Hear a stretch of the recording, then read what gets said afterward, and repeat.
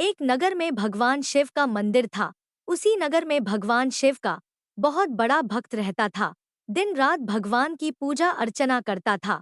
दिन भर उसके मुंह पर एक ही नाम रहता था, वो भी भगवान शिव जी का।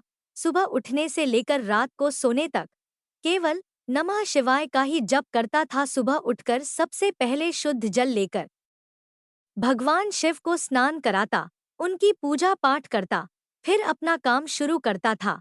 हर सोमवार को शिव जी का व्रत करता था। वह आदमी अपनी हर कठिनाइयों में भगवान शिव जी को याद करता था और अपनी सारी परेशानी भगवान पर छोड़ देता था।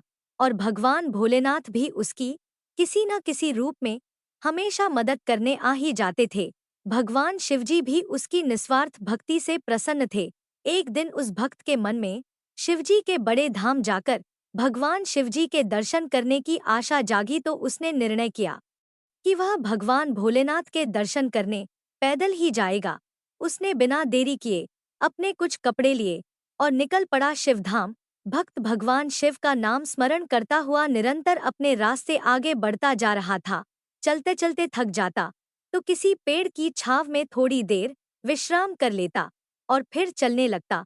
उसे भूख और प्यास लगती तो रास्ते में कुछ फल खा लेता और नदी या तालाब मिलने पर पानी पी लेता था। वह निरंतर भगवान के दर्शन की जिज्ञासा में आगे बढ़ता जा रहा था, लेकिन वह भटकता हुआ एक ऐसी जगह पर पहुंच गया जहां बहुत ही अकाल पड़ा हुआ था तथा दूर दूर तक कोई इंसान या जानवर भी नजर नहीं आ रहा था। उसे वहां का माहौल देखकर बड़ा अजीब लगा। उसे उस जगह पर बहुत कठिनाइयां मिली, लेकिन उसका मन विचलित नहीं हुआ, क्योंकि उसके मन में भगवान के दर्शन की लालसा थी। चलते चलते उसे बहुत जोर की भूख लगने लगी, लेकिन कहीं दूर दूर तक कुछ खाने को नहीं मिला। वह उदास होकर पेड़ की छांव में सो गया। तभी एक आदमी अपने साथ एक पोटली में कुछ फल लेकर आया और उसकी उदासी देखकर बोला, क्या हुआ भाई, इतने उदास क्यों हो? भक्त बोला, जोरों की भूख लगी है, लेकिन दूर तक कुछ खाने को नहीं मिला। तभी उस आदमी ने वह पोटली भक्त को दी और वहां से चल पड़ा। भक्त ने पोटली के सारे फल खा लिए और फिर चल पड़ा, लेकिन ये भी नहीं सोचा कि इतने सुनसान जगह पर कोई आदमी नहीं दिखाई दे रहा था। तो अचानक ये फल वाला कहाँ से आ गया और अपने रास्ते चल ही रहा था कि उसे फिर जोर की प्यास लगी। उसने दूर दूर तक पानी तलाशा, लेकिन कहीं पानी नहीं मिला। अकाल जो पड़ा हुआ था, कई सालों से उस जगह बारिश नहीं हुई थी। वह पानी से तड़पता हुआ निराश होकर बैठ गया।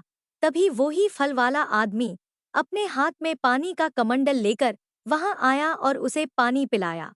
भक्त उसे देखकर बोला, तुम अभी मुझे फल खिलाकर गए थे और फिर पानी लेकर मेरे सामने आ गए। यहाँ पर दूर दूर तक कहीं पानी नहीं मिला और तुम कहाँ से पानी लाए?